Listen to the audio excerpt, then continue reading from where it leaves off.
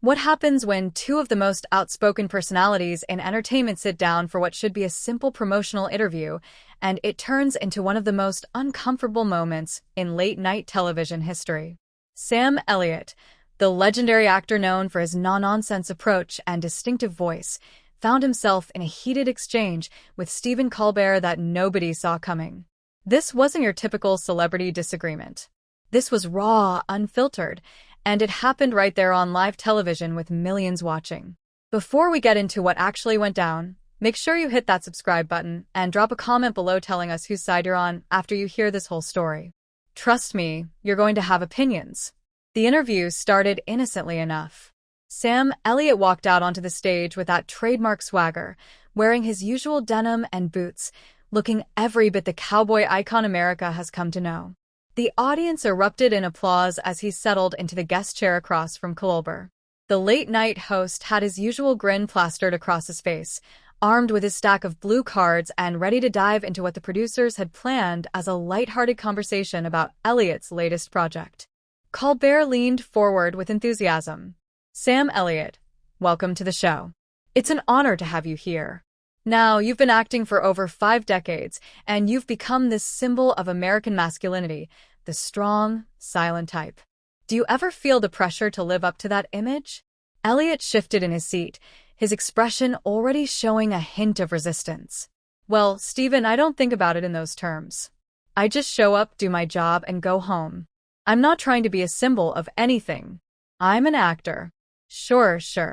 Colbert nodded, but there was a glint in his eye that suggested he was about to push further. "But you have to admit, in today's world, that whole rugged individualist persona, the lone cowboy mentality, it's somewhat antiquated, isn't it? I mean, we're in an era where we're all about community, collaboration, recognizing our interdependence." The audience murmured slightly, sensing the shift in tone. Elliott's jaw tightened just a fraction. "Antiquated? I'd say being self-reliant and standing on your own 2 feet is timeless, not antiquated. There's nothing wrong with being able to take care of yourself and your family without needing everyone else to prop you up." Colbert let out a small laugh, glancing at his audience. "But isn't that kind of thinking, that whole pull yourself up by your bootstraps mentality? Isn't that part of what's divided this country? The idea that if you're struggling, it's somehow your own fault." "I didn't say anything about fault," Elliott responded, his voice dropping to that growly register that commands attention. "I'm talking about responsibility. There's a difference between helping people who need help and creating a culture where nobody thinks they need to help themselves first." The tension in the studio was palpable now. Colbert sat back slightly, his smile becoming more fixed. "So you're saying people who need assistance, they're not taking responsibility?" "That's not what I said, and you know it," Elliott replied, his eyes narrowing. "What I'm saying is there's value in hard work, in figuring things out, in not expecting someone else to solve all your problems." "That's not a political statement. That's just common sense." Colbert's tone sharpened. "But Sam, common sense to whom? Someone born into wealth has a very different definition of hard work than someone born into poverty. The playing field isn't level. And pretending it is, that's not common sense. That's privilege talking." Elliott leaned forward now, matching Colbert's intensity. "You want to talk to me about privilege? I grew up in a working-class family. My father was a predator control specialist for the Department of the Interior. We didn't have money. Everything I have, I worked for. Nobody handed me anything." "And that's admirable," Colbert countered quickly. "But you had opportunities that a lot of people don't have.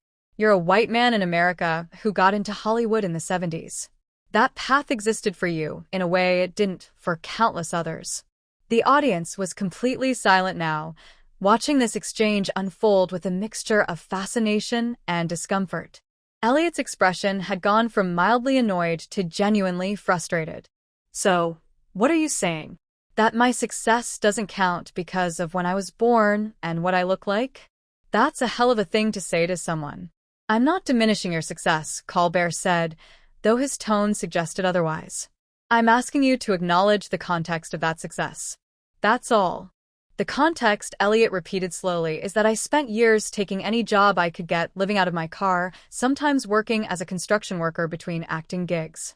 The context is that I didn't give up when it got hard. That's the context, Colbert pressed on. And do you think everyone who lives in their car and works construction jobs and doesn't give up becomes a famous actor? Or do you think maybe, just maybe, there were factors beyond your control that also played a role? Elliott stared at him for a long moment. Are you trying to make some kind of point here? Or are you just trying to start an argument on your show for ratings?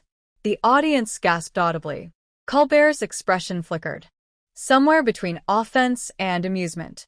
I'm trying to have an honest conversation about success and opportunity in America. If that makes you uncomfortable, maybe that tells us something. What makes me uncomfortable, Elliott said, his voice steady but unmistakably angry, is being invited on a show under the pretense of promoting a project and instead being lectured about how my life experience is somehow invalid because it doesn't fit your narrative. Colbert's smile was completely gone. Now, my narrative? I'm asking you to think beyond your own experience. That's not a narrative. That's empathy. Don't talk to me about empathy, Elliott shot back. You sit here in your nice studio with your writers and your audience and your paycheck. And you want to tell me about empathy? You want to tell working people that their values are outdated? That wanting to stand on your own 2 feet is somehow wrong. The show cut to a commercial break, but the damage was done. When the cameras came back on, the atmosphere in the studio had somehow grown even more tense. Both men sat in their chairs, the distance between them feeling wider than it had minutes before. The audience was eerily quiet, unsure whether they should applaud or stay silent. Colbert's producers had clearly spoken to him during the break because there was a visible attempt on his face to reset the conversation, but Elliott looked like a man who had no intention of backing down. Colbert cleared his throat. Welcome back. We're here with Sam Elliott, and we were having let's call it, a spirited discussion about success and opportunity in America. He turned to Elliott with what seemed like a peace offering. Look, I don't want this to turn into something it doesn't need to be. I respect your career immensely. I just think it's important to have these conversations. Elliott nodded slowly, but his expression remained guarded. I'm all for conversations, Stephen. But conversations go both ways.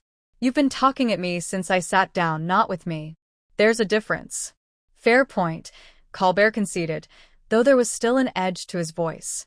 So let me ask you this then. You've played a lot of characters who represent this old guard of American values, right? The stoic cowboy, the grizzled veteran, the tough father figure. Do you ever worry that these roles romanticize a past that wasn't actually as great as we remember it? Elliott let out a long breath, the kind that suggested he was weighing whether to engage or walk off the set. Every era has its problems, Stephen. Nobody's saying the past was perfect. But there were things people got right back then that we seem to have forgotten now. Things like keeping your word, showing up when you say you're going to show up, not making excuses for everything, but those values, showing up, keeping your word, those aren't exclusive to the past. Colbert argued. Plenty of people today live by those same principles. The difference is we also recognize that sometimes life throws things at you that make showing up impossible. And that's okay, too. That's called compassion. Compassion is one thing, Elliott replied. Making excuses is another. And I think we've gotten real comfortable making excuses as a society. Colbert leaned back, crossing his legs. Give me an example. What excuse do you think people are making that bothers you? Elliott considered this carefully. I think people have gotten used to blaming their circumstances for everything. Instead of asking what they can do to change their situation, they just point fingers at systems, at other people, at history. And look, I'm not saying systems don't matter, but at some point you have to take ownership of your own life. Okay, but here's where I push back, Colbert said, his voice rising slightly. When those systems are designed to keep certain people down when they're stacked against you from birth, telling someone to just take ownership feels pretty hollow. It's easy to talk about personal responsibility when the system worked in your favor. Elliott's eyes flashed. There you go again. The system worked in my favor. You keep saying that like you know my life. Like you walked in my shoes. You don't know what doors got slammed in my face, what roles I didn't get, what struggles I went through. You're making assumptions based on what you think you know. I'm making observations based on statistical reality, Colbert countered. We can look at data, at studies, at historical facts. This isn't about your individual struggles, Sam. It's about patterns. It's about recognizing that your struggle, as real as it was, wasn't compounded by systemic barriers that others face. Elliott shook his head. You see, that's the problem right there. You're so focused on categories and statistics that you've forgotten we're talking about actual human beings. Every single person has their own story, their own struggles. You can't just lump everyone into groups and decide who had it harder based on some chart. But we have to look at patterns to understand inequality, Colbert insisted. Otherwise, we're just telling individual stories and missing the bigger picture. If we only focus on personal responsibility, we ignore the structural changes that need to happen. And if we only focus on structure, Elliott fired back, we rob people of their agency. We tell them they're victims who can't succeed without someone else fixing everything for them first. That's not empowering, Stephen. That's patronizing. The audience was divided now. Some people applauded Elliott's point. Others sat in uncomfortable silence. Colbert's jaw clenched visibly. It's not patronizing to acknowledge reality. It's not patronizing to say that a single mother working 3 jobs to feed her kids isn't in that position because she's not trying hard enough. The game is rigged. Maybe it is rigged, Elliott said, his voice dropping to that dangerous, quiet register. But you know what? Life is rigged. Life isn't fair. It never has been, and it never will be. So, you can either spend your time complaining about how unfair it is, or you can figure out how to play the hand you're dealt. That's not being cold. That's being honest. Colbert shook his head in disbelief. That's exactly the kind of thinking that perpetuates injustice. If we all just accepted that life is unfair and did nothing about it, we'd still have slavery. We'd still have women without the right to vote. We'd still have segregation. Change happens because people refuse to accept the rigged game. I never said don't try to change things, Elliott clarified, his frustration mounting. I said don't use it as an excuse to not try in your own life. You can fight for change and still show up every day and give it everything you've got. Those things aren't mutually exclusive.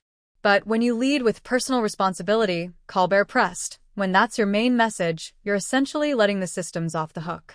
You're saying the problem is individuals, not the structure.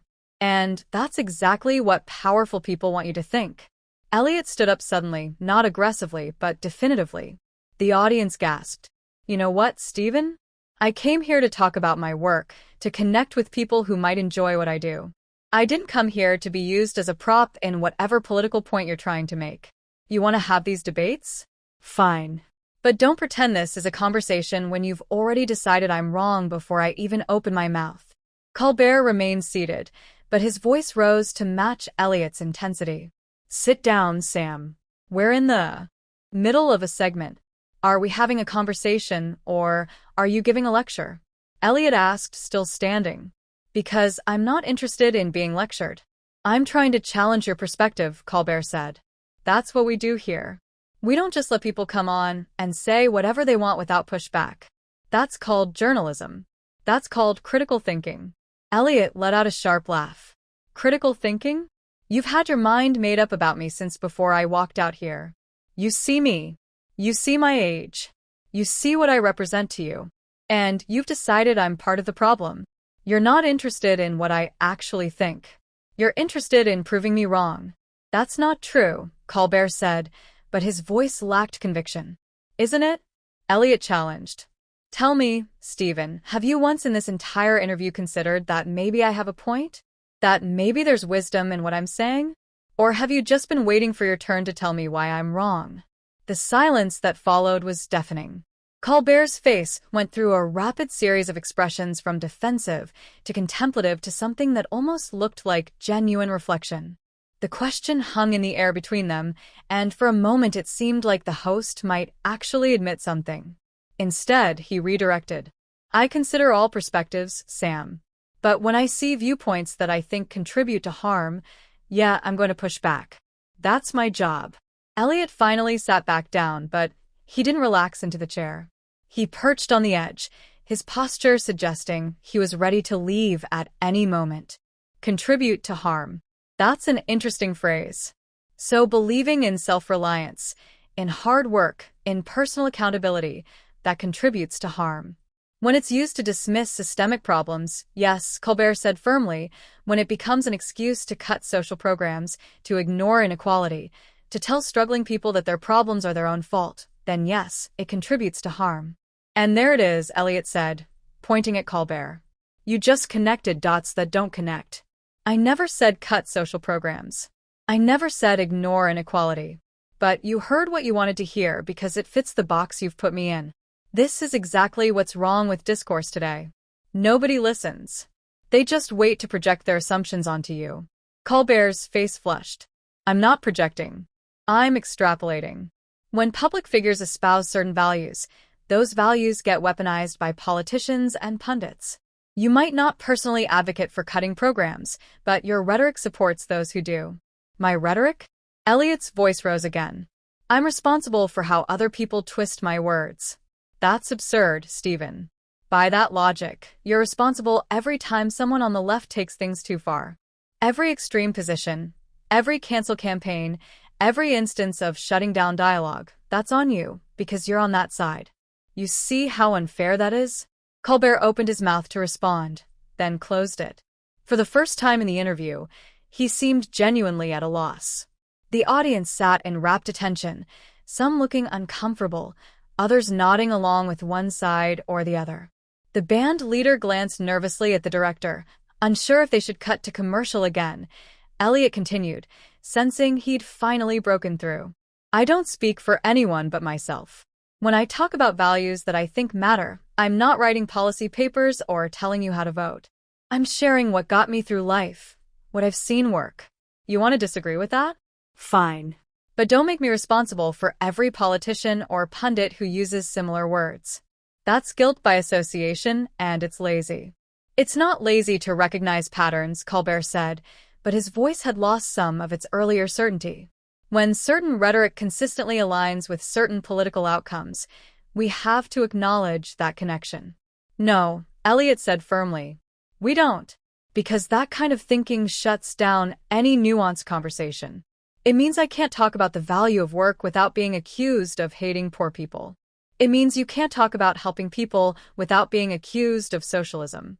We've boxed ourselves into these corners where every word gets analyzed for its political implications instead of its actual meaning.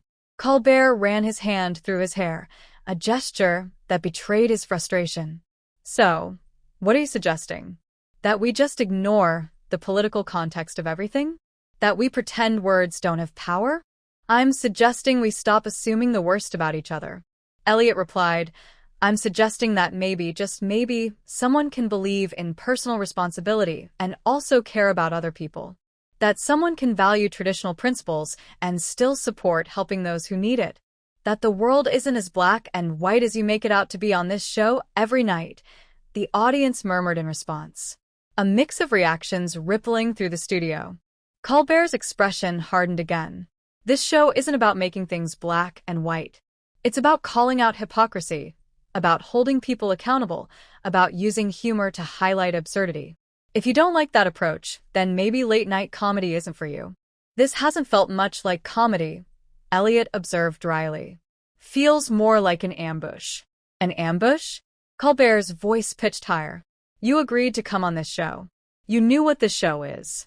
If you wanted softball questions and promotion time, there are plenty of morning shows that would have been happy to have you. Elliott nodded slowly. You're right. I did know what the show is. What I didn't expect was the level of disrespect. We can disagree, Stephen. We can have different views on things, but this what you've done here, talking over me, dismissing my life experience, attributing positions to me that I never stated, that's not discourse. That's not even debate. That's a hit job. A hit job? Colbert repeated, his voice dripping with sarcasm. That's dramatic. I asked you challenging questions. If that feels like a hit job to you, maybe your positions aren't as solid as you think. Or maybe, Elliott said, standing up again, and this time removing his microphone. You're so convinced of your own righteousness that you can't conceive of being wrong about anything. You've built this show on mocking people who think differently than you. And you've surrounded yourself with an audience that applauds every cheap shot. That's not courage, Stephen. That's an echo chamber. The audience was split now. Some booing, some applauding, creating a cacophony that reflected the division playing out on stage. Colbert stood as well, his face red. You want to talk about echo chambers? Your entire career has been built on playing characters that reinforce one very specific worldview. You've made millions selling an image of America that never really existed. So, forgive me if I don't take lectures from you about closed-mindedness. At least I'm honest about being an actor. Elliott shot back. You pretend to be a journalist, a truth teller, but really you're just an entertainer who's convinced himself he's saving the world. The difference is I know I'm playing a role. You've forgotten that you are too. The two men stood facing each other across the desk, the tension so thick it was almost visible. Colbert's producers were frantically signaling, but neither man seemed willing to break first. Finally, Colbert spoke, his voice tight and controlled. I think we're done here. I think we were done 10 minutes ago, Elliott replied. I just didn't want to give you the satisfaction of walking off your set. Then allow me, Colbert said through gritted teeth. Sam Elliott, everybody. The book, the movie, whatever he's promoting, it's probably fine. We'll be right back. Elliott walked off the stage without looking back. The audience still split between applause and stunned silence. Colbert stood at his desk, visibly trying to compose himself as they cut to commercial. When they returned, he addressed the camera alone. Well, that was something. Look, folks, we have different people on this show with different viewpoints, and sometimes it gets heated. That's okay. That's democracy. We don't all have to agree, but we do have to be willing to listen to each other, even when it's uncomfortable.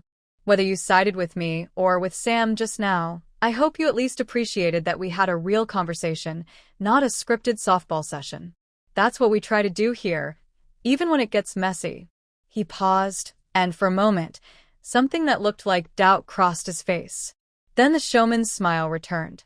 When we come back, we've got a musical guest who, I promise, I will not argue with probably. The show went on, but the moment had already been captured, clipped, and was spreading across social media before the episode even finished airing. The clash between Sam Elliott and Stephen Colbert would be analyzed, debated, and referenced for months to come, with people on both sides claiming victory and vindication. Make sure to hit that subscribe button and let us know in the comments who do you think made the stronger arguments in this exchange.